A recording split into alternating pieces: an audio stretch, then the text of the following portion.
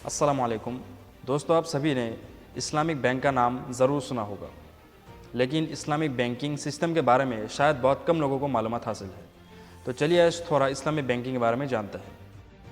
आसान ज़बान में कहा जाए तो इस्लामिक बैंक्स इस्लामिक लॉ के उसूल के तहत चलता है, जिसमें इंटरेस्ट का पेमेंट लेना देना नहीं होता, और इसलिए इस्लामिक बैंक को नॉन इस्लामिक बैंक या फिर शरिया कंप्लाइंट फाइनेंस के नाम से भी जाना जाता है।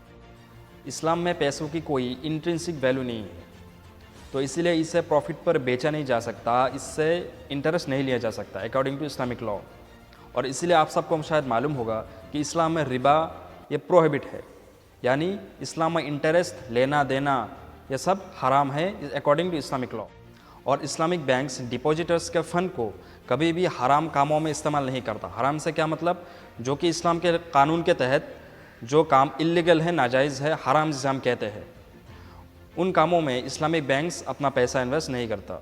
जैसे एग्जांपल के तौर पर शराब, ड्रग्स, अल्कोहल रिलेटेड कंपनीज़ हो, या फिर वेपन्स, वॉर के लिए जो वेपन्स बनाए जाते हैं, या फिर इसी से रिलेटेड जो ह्यूमैनिटी को नुकसान पहुंचाए, इन सब में इस्लामिक बैंक्स अपना पैसा इन्वेस्ट नहीं करता।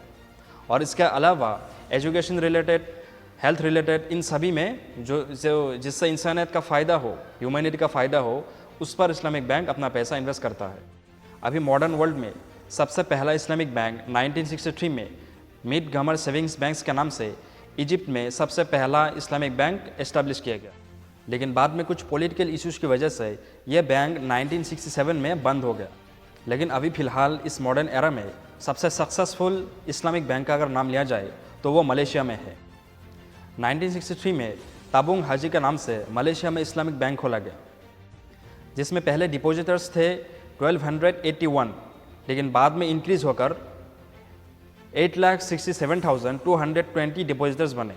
फिर इजिप्ट के कायरो सिटी में 1971 को NSB नाम से नासिर सोशल बैंक खोला गया, जो कि एक इस्लामिक बैंक था।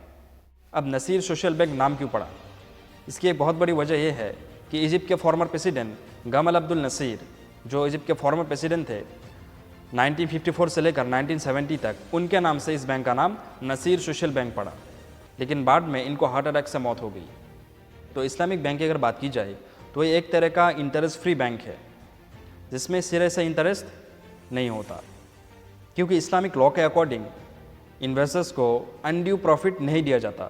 क्योंकि मिसाल के तौर पर बैंक अगर किसी को मनी लैंड कर रहा है, किसी को पैसा दे रहा है, तो वो बंदा काफ़ी मेहनत करेगा, और उस बंदे का हार्डवर्क का हिस्सा किसी और इन्वेस्टर को क्यों मिले, मुफ्त में किसी और इन्वेस्टर को क्यों मिले? तो ये इस्लाम में एक इलीगल है। लेकिन बैंक अगर आपके उन पैसों को कहीं इन्वेस्ट करे और उससे नफ़ा पहुँचे, तो उस प्रॉफिट का कुछ हिस्सा बैंक आपके खाते में भी हर महीने डालता रहेगा। दूसरी बात कि इस्लामिक बैंक में लोन का सिस्टम कैसे चलता है। उमूमन कन्वेंशनल बैंक्स, जो अगर आपको लोन चाहिए होगा तो कन्वेंशनल बैंक्स आपको, मिसाल के तौर पर आपको एक घर बनाना है, और आपको एक लोन चाहिए, तो कन्वेंशनल बैंक आपको क्या करेगा, लोन प्रोवाइड कर देगा। लेकिन बाद में फिक्स अमाउंट प्लस इंटरेस्ट आपको बैंक को देना होता है। लेकिन इस्लामिक बैंक में ऐसा नहीं होता।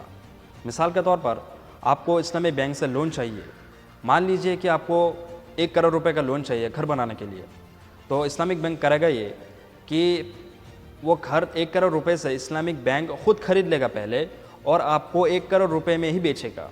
अब सवाल ये उठता है कि इसमें बैंक का क्या प्रॉफिट है, इस्लामिक बैंक का क्या प्रॉफिट है इसमें? तो एक बात ध्यान में रखें कि बैंक, इस्लामिक बैंक जो आपको घर बेचेगा, पहले तो इस्लामिक बैंक खुद 1 करोड़ रुपए में घर खरीदेगा, फिर आपको घर बेचेगा। उसके साथ साथ बैंक आपको उस घर में रहने का रेंट मांगेगा, क्योंकि अभी भी ओनरशिप बैंक के पास है, और बैंक का यह पूरा हक है कि वो आपसे रेंट चार्ज करे, क्योंकि वो घर अभी भी बैंक के मिल्कियत में है, ओनरशिप अभी भी आप पर ट्रांसफ़र नहीं हुई है। मिसाल के तौर पर आपने बैंक के साथ 10 साल का एग्रीमेंट किया था, तो ओनरशिप बढ़ते बढ़ते रेंट कम हो जाएगा, और जितना साल बढ़ता रहेगा ओनरशिप आपके पास आता रहेगा, और 10 साल के बाद आपको ओनरशिप मिल जाएगा, और इसके साथ साथ रेंट 0% हो जाएगा। ज़रा गौर करें बात को। और अगर इसी दौरान घर को कोई नुकसान पहुंचा, तो उसकी रेस्पॉन्सिबिलिटी भी इस्लामिक बैंक लेगा, क्योंकि वो भी पार्ट ओनर था। यानी कन्वेंशनल बैंक में रिस्क आपको ट्रांसफ़र होता है, लेकिन यहाँ इस्लामिक बैंक में रिस्क शेयर होता है दोनों पार्टीज़ के दरमियान। तो यही एक फंडामेंटल डिफरेंस है इस्लामिक बैंक और कन्वेंशनल बैंक के बीच। अब बहुत सारे लोग ये सवाल करते हैं कि इस्लामिक बैंक में पेनल्टी क्यों लगती है।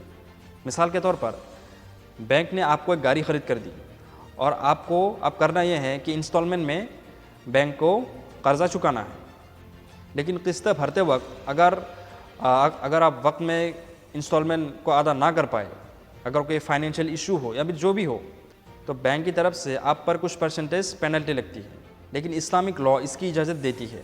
कैसे कि अगर कोई किस्तें भरते वक्त पर अदा ना करे या कोई प्रॉब्लम हो, तो उसे ये कहा जाएगा कि आप कुछ परसेंटेज इतना पैसा आप गरीबों में डोनेट करें, सदका करें। अब अगर ऐसा किसी क्लाइंट को कहा जाए तो कोई भी तो ऐसा नहीं करेगा। तो बैंक ने क्या किया, इस्लामिक बैंक ने उस शख्स को ये कहा कि आप पर जो पेनल्टी लगी है और पेनल्टी के पैसे जो आपको डोनेट करना है गरीबों में, वो पैसे आप हमें दें, वो पैसे आपको हमें देना पड़ेगा, हम जाकर वो डोनेट करेंगे। और काफ़ी एक्सपर्ट्स ने इस्लामिक बैंक का जायज़ा लिया और देखा कि वाकई में लाखों करोड़ों रुपए बैंक से डोनेट हो रहा है। तो चलिए अब बात करते हैं कि इस्लामिक बैंक आखिर कितना फैला हुआ है। वैसे मुस्लिम कंट्रीज़ में इस्लामिक बैंक तो है ही, लेकिन इसके अलावा non Muslim countries like UK, USA, China, Germany, इन सब में जो कन्वेंशनल बैंक्स है, इन पर भी इस्लामिक बैंकिंग विंडो ओपन किया जा रहा है। और फर्स्ट नॉन मुस्लिम कंट्री जिन्होंने इस्लामिक बैंक को ओपन किया है वो है यूके, और उस बैंक का नाम है इस्लामिक बैंक ऑफ ब्रिटेन। इसी के साथ साथ यूएस में जो इस्लामिक बैंक है उनका नाम है अमेरिकन फाइनेंस हाउस। तो चलिए अब जानते हैं इंडिया में इस्लामिक बैंकिंग के हवाले से। तो देखिए, रघुराम राजन जो फॉर्मर आरबीआई गवर्नर था, उन्होंने 2008 में फाइनेंशियल सेक्टर की एक रिपोर्ट निकालकर वहाँ पर एक बात कही है उन्होंने कि इंडिया में भी इस्लामिक बैंक यानी इंटरेस्ट फ्री बैंक टेक्निक्स को लागू करना चाहिए। लेकिन 2017 में आरबीआई को जब फाइल किया गया तो आरबीआई ने इस्लामिक बैंक के लिए मना कर दिया, क्योंकि बैंकिंग रेगुलेशन एक्ट 1949 उस पर सिर्फ इंटरेस्ट की बातें की गई है। तो इंटरेस्ट फ्री बैंक को अगर हमारे यहाँ लागू करना है तो फिर इस एक्ट पर बदलाव करना पड़ेगा। तो आई होप ये वीडियो आपको पसंद आया होगा।